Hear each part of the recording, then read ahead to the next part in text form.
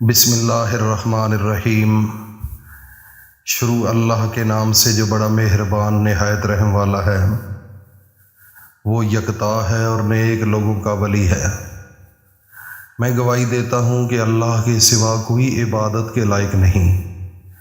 وہ اکیلا ہے، اس کا کوئی شریک نہیں۔ میں یہ بھی گواہی دیتا ہوں کہ حضرت محمد مصطفیٰ صلی اللہ علیہ وآلہ وسلم اللہ کے بندے، اس کے رسول اور آخری نبی ہیں۔ اے میرے اللہ، میرے پیارے نبی حضرت محمد مصطفیٰ صلی اللہ علیہ وآلہ وسلم پر اور ان کی آل پر اور ان کے تمام صحابہ اکرام پر اور ہم سب پر میرے اللہ اپنی خاص رحمتیں، برکتیں اور سلامتی نازل فرما۔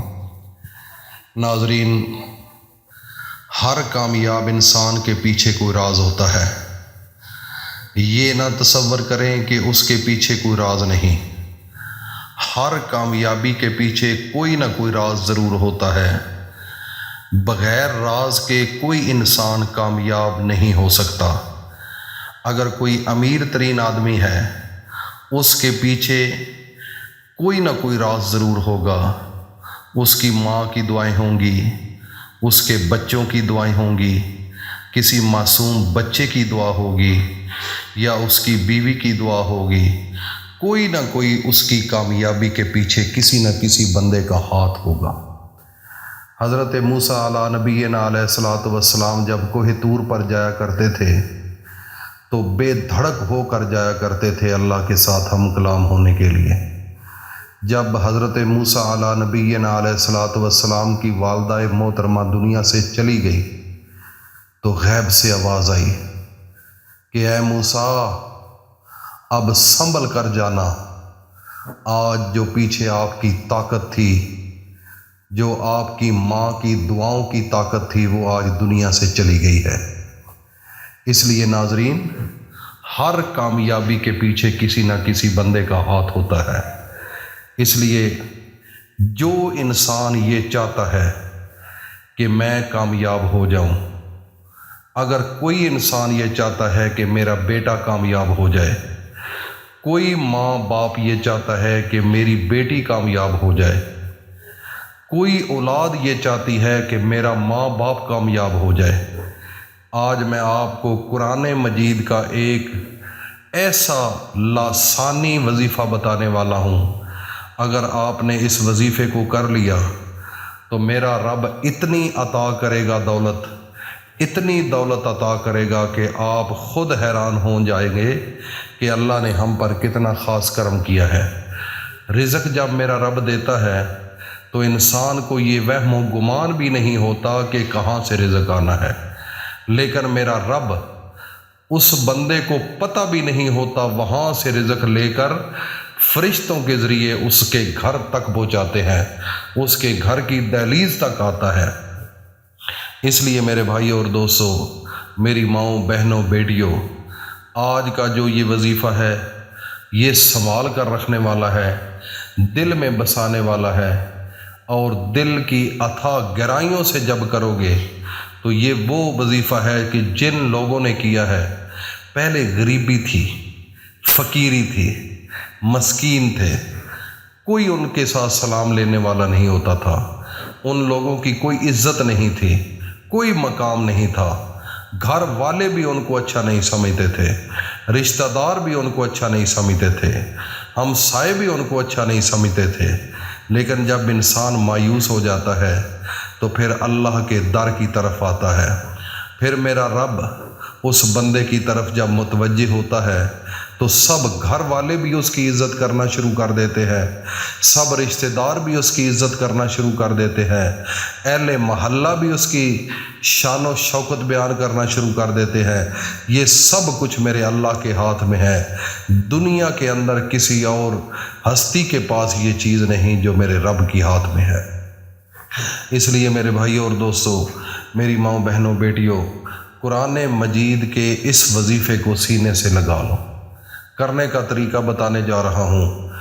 وظیفہ بتانے سے پہلے میں ایک چھوٹی سی التماس کروں گا کہ اللہ کا ایک پیغام ہے، اللہ کا ایک فرمان ہے، اللہ کا ایک حکم ہے کہ میں خود اپنے پیارے نبی حضرت محمد مصطفیٰ پر درود پڑھتا ہوں، میرے تمام ملائکہ بھی پڑھتے ہیں۔ اے ایمان والو، تم بھی میرے نبی پر درود پڑھو۔ اس لیے اللہ کا حکم بجا لاتے ہوئے اس کے حکم کے مطابق ہم سب مل کر ایک دفعہ درود شریف پڑھتے ہیں، اس کے بعد وظیفہ کریں گے انشاءاللہ، وظیفہ بتائیں گے۔ اللہم صلی علی محمد وعلی آل محمد کما صلیت علی ابراہیم وعلی آل ابراہیم انک حمید مجید۔ اللہم بارک علی محمد وعلی آل محمد کما بارکت علی ابراہیم وعلی آل ابراہیم انک حمید مجید۔ یا میرے اللہ، ہمارا پڑھنا اور دنیا کا سننا اپنی بارگاہ میں قبول فرما۔ میرے بھائی اور دوستو، اللہ کے قرآن کو جب کھولو تو پہلے صفحے پر سورۃ فاتحہ ہے اور دوسرے اسی پیج پر سامنے فرنٹ پر سورۃ بقرہ شروع ہو جاتی ہے، اور سب سے پہلے 3 اللہ نے حرف دیے ہیں، الف لام میم۔ یہ ایسے حرف ہے، اس کو حرف مقطعات کہا جاتا ہے۔ اس کے ترجمے کا آج تک اس دنیا کو نہیں پتہ چلا کہ اس کے اندر اس کا معنی کیا ہے اور اس کا راز کیا ہے، لیکن اتنا مفسرین نے، مفکرین نے، اولیاء اللہ نے یہ چیز اخذ کی ہے کہ اس کے اندر اسم اعظم موجود ہے، اور یہ ایسے 3 حرف ہیں۔ اگر انسان پڑھے تو انسان اگر غریب ہو تو کروڑ پتی بن جاتا ہے۔